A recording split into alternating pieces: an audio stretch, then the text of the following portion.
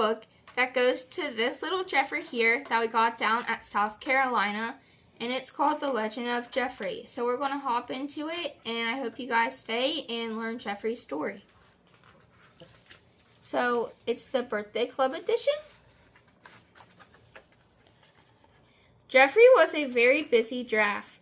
There was tasty leaves to munch, colorful friends to meet, and super fun games to play all day long. Every night, Geoffrey was enchanted by a zillion dazzling stars in the sky. One warm night, Geoffrey decided he wanted to touch a star. He climbed to the highest hill he could find and stretched until the tip of his nose touched the lowest star. And then it did. The whole night sky came to life. Geoffrey watched the stars twinkle until he could not keep his eyes open any longer. Under these stars, surrounded by the things he loved, Geoffrey was home. The next morning, when he woke up, Geoffrey felt different inside, a little more special than usual, and he looked different too. His brown spots had turned into sparkling stars. If that wasn't strange enough, there was also a little monkey trying hard to get his attention. "I'm Maya," announced the friendly monkey. "Cool stars. Do you want to play?" she asked. Of course, Geoffrey wanted to play. He watched Maya swing from branch to branch, and then he gave it a try. But Geoffrey's were not meant to swing from tree branches. So he made up a different game. Geoffrey was pretty good at this one. He and Maya were having so much fun, they didn't even notice that. A pride of lions had circled them. "Hello, dessert," said the largest lion, licking his chops. Actually, my name is Geoffrey," stammered the giraffe. "Would you like some nice, sweet apricots?" Geoffrey offered up a hoofful, shaking with fear. The lion was about to take a bite out of Geoffrey when he noticed the giraffe's coat. "Stars!" he exclaimed. "This is no ordinary giraffe." The lion bowed down to Geoffrey, and as he explained, "There is a famous legend that one day an animal covered in stars will appear and bring awesome fun to the world." The lions all nodded. Geoffrey was covered in stars, but could it be true? "I'm no legend, I'm just a giraffe," he told them. The lion smirked. "Well, if you're not the legend, then you're lunch." Geoffrey quickly agreed that he was absolutely, positively the star-covered wonder from the legend. The lion told him kindly, "You have the gift of awesomeness. You must follow the stars to find your destiny." But before he followed the stars, Geoffrey wanted to find out exactly what was so awesome about him. He challenged Charlie the cheetah to a race. He lost. He did not have awesome running powers. He challenged Finnegan the flamingo to a standing on one leg contest. He lost again. He did not have special balancing powers. He thought maybe, just maybe, he could fly. Nope, no flying powers. Maybe you just need to follow the stars and figure out your awesomeness along the way," suggested Maya. "The only stars I can see are over there," Geoffrey pointed out in the distance. Geoffrey and Maya made their way across the dry golden grass, and wherever they went, the grass turned lush and green, as if by magic. As they got closer, they realized the stars were actually twinkling lights strung on a big, beautiful ship. "This looks like the next step on your journey," said Maya, as the two friends hugged goodbye. Geoffrey boarded the ship, excited to see wherever the stars would lead him.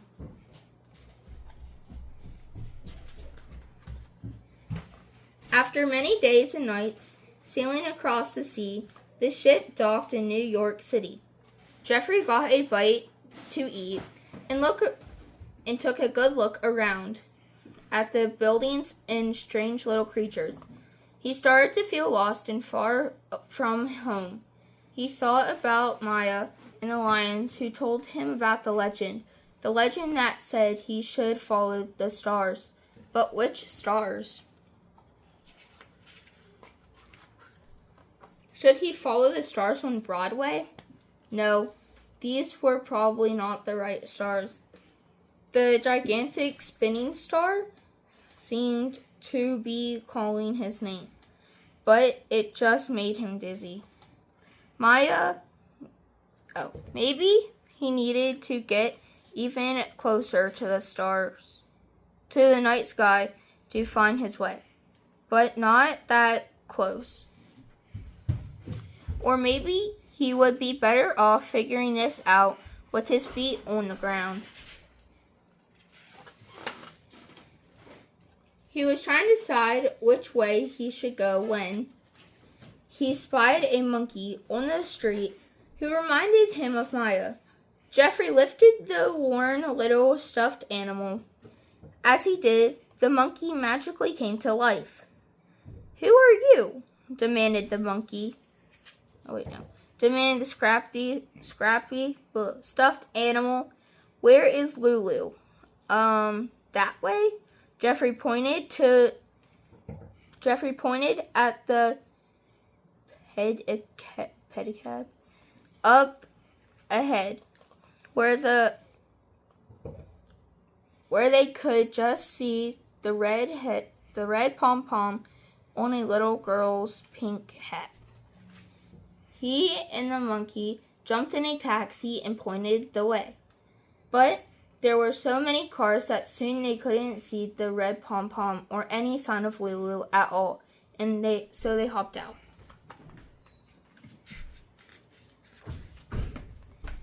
And sat down on the sidewalk. "Thank you," said the monkey. "My name is Patches, by the way." "I'm Geoffrey," he replied, taking the monkey paw in his hoof. "How did you do that magic thing?" Patches wanted to know. "Magic thing?" asked Geoffrey. "You know, I could never talk or do anything else until you picked me up." "Seriously? If you don't believe me, let's see if your magic works on them," Patches suggested, pointing at the store window filled with stuffed animals. So Geoffrey ducked through a big glass door into the most amazing place he had ever seen. "It's ToysRus, world's greatest toy store," whispered Patches. There were toy trucks and trains, robots and rockets, tents and playhouses. And best of all, there were zebras and elephants and all of the other animals he grew up with. Patches said, "Okay, Geoffrey, now try your magic." Geoffrey's eyes lit up. His stars began to shimmer as he ran through the store, and with the slightest tap of a hoof, brought the toys to life. A very serious chess piece. Is that chess? Piece. The queen took it all in. The scooters scooting, toy trains tooting, and superheroes soaring overhead. "It's our birthday," she announced to Geoffrey. "What's a birthday?" he asked. "A birthday is the day you are born. And today is the day... Today is the day you are born. No. And today is the day you brought us all to life. Well, if the queen said..." Oh my God, where am I?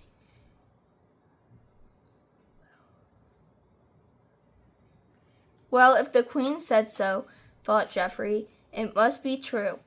That night, the toys had the most awesome birthday party ever.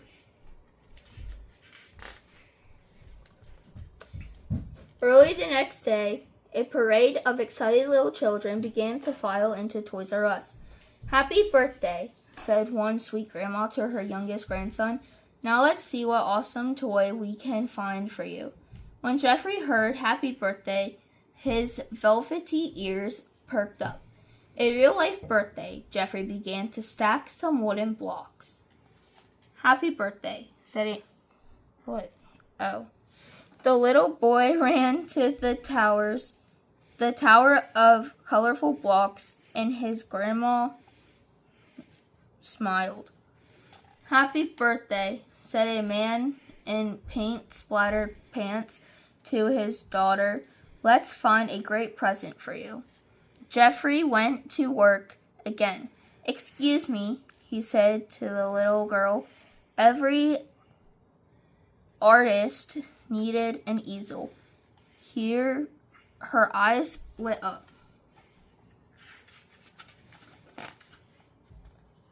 "Thank you," whispered the easel to Geoffrey. "Thanks," Geoffrey said, the colorful blocks. Things were going so well that Geoffrey was surprised to see Patches looking a little sad. Geoffrey tried to give his friend a hug, but when your neck is 6 feet long, a hug can get a little messy. Patches and Geoffrey tried to clean up, but that only made things worse. So they decided it was best to scoot out of the way.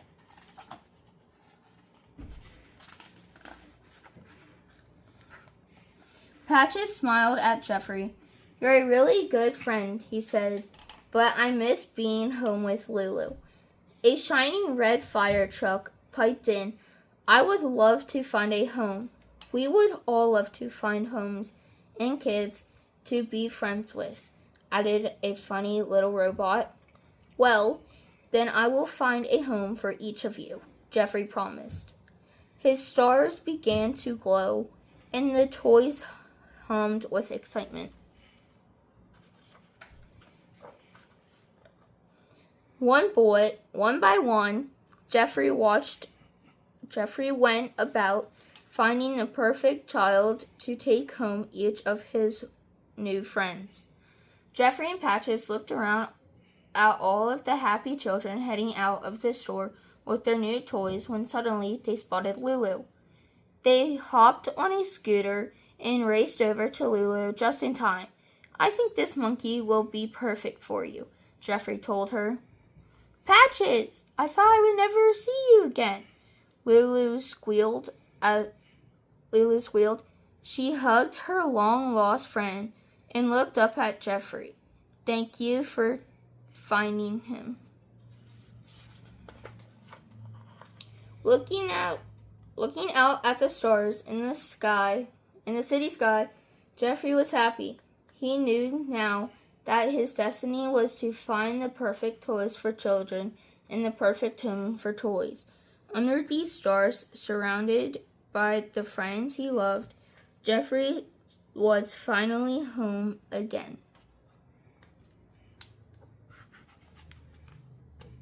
Yay.